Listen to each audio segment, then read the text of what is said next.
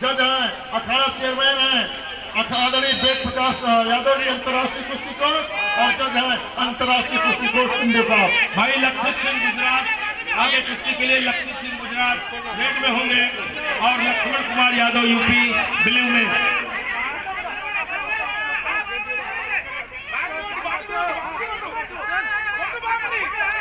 Next रौनक हरियाणा और जयम शर्मा उत्तर प्रदेश तैयार रहेंगे। इसीलिए मैं कहता हूं कि कश्ती देखना, समंदर देखना, लहरों में उतर कर देखना आजमाइश के लिए ही तो भवन है, मत किनारे पर मुकद्दर देखना।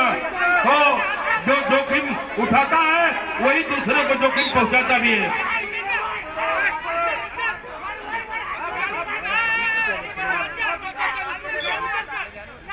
65 किलोग्राम भार वर्ग के बाद उत्तर प्रदेश केसरी के लिए लड़ा जाएगा सर, हिंद केसरी। क्षमा करें हिंद केसरी के लिए जो कुश्ती होगी इसी ठीक 65 किलोग्राम भार वर्ग की कुश्ती की बात शुरू हो जाएगी। हिंद केसरी के प्रतिभागी अपने आप को वार्म अप रखें।